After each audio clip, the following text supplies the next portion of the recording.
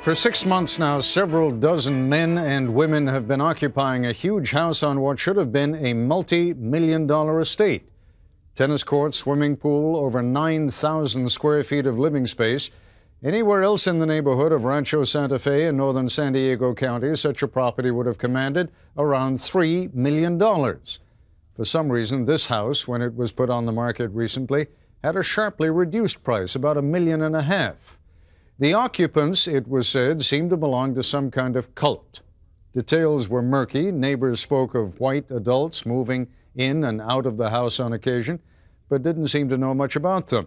Real estate agents trying to show the house complained that it was barely and rarely available. I'll be talking to one such agent who actually got into the house just a couple of weeks ago. This afternoon, there was an anonymous call to the sheriff's department saying that someone should go out to the house. It took a couple of hours before a deputy got there, and what is slowly emerging now is a dreadful story of what appears to have been a mass suicide. Nightline correspondent Chris Bury reports what we know thus far. The anonymous tip came in a phone call to the sheriff's office at 1:24 Pacific time this afternoon. A male adult told deputies to check on the residents in this mansion in a neighborhood of huge homes, swimming pools, and tennis courts. It took the first deputy 2 hours to arrive on the scene. Soon, the exclusive gated community was buzzing with news choppers and rumors of a mass suicide. Anywhere from 10 to 40 people may be inside, dead of perhaps a mass suicide. And we say perhaps because we do not have confirmation as that as yet. By early evening, as the sun set, sheriff's officers confirmed the rumors and worse. Tonight, Commander Alan Fulmer told of what the first deputy saw when he arrived on the scene.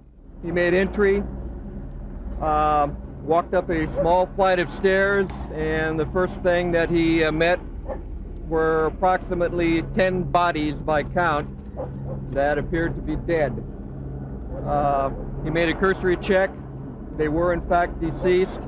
He backed out of the residence at that point, waited for his cover unit to respond.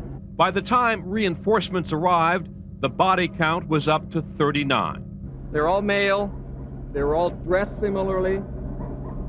They were all in a prone position, laying on their back with their hands at their sides, as appearing as if they had fallen asleep. The 39 bodies, all white or Hispanic young men, were found lying in cots. Investigators suspect suicide because they saw no obvious signs of struggle. The first deputies to arrive were overcome by a powerful stench. After they entered, there was a strong smell. They don't know what that is, and we don't know what that is, and that's the reason we want to have them checked.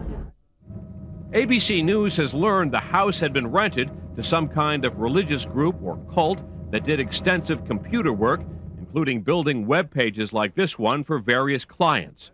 Milt Silverman, a lawyer for the home's owners, talked by phone tonight with ABC's Sam Donaldson. They were known as WW Higher Source. They didn't smoke, didn't drink. They were celibate. They believed they were sent to Earth as angels.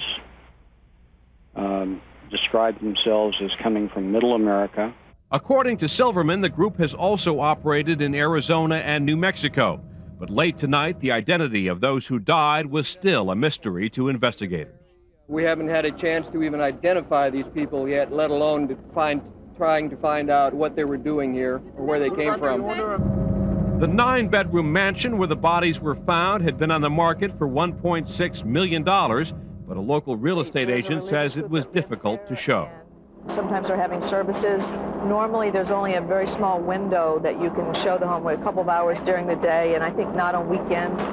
The house is owned by Sam Kuchis-Vahani, an Iranian-American businessman who once pleaded guilty to a fraud scheme involving foreign students.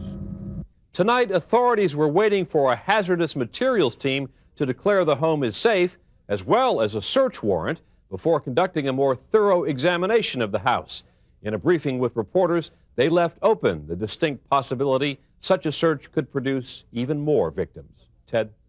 Chris, thank you. Again, tonight, all this is going on in the community of Rancho Santa Fe, an exclusive neighborhood 10 miles north of San Diego. ABC's Brian Rooney is standing by live there. Brian, here it's coming up on 2:45 in the morning. There, it's coming up on midnight. Are the police in the house, outside the house? What's going on? It's my understanding that they have not been actually inside the house for a couple of hours. They did clear it out because of the odor in there. As Chris Bury said, they do want to get a search warrant, and they do want to make sure that there is nothing toxic in there to harm anyone when they go in to do a search.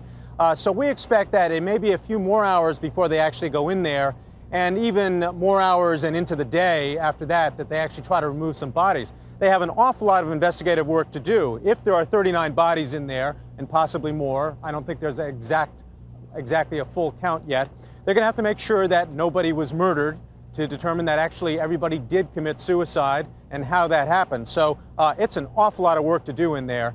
Just removing the bodies could take quite a few hours. Brian Rooney, thanks very much.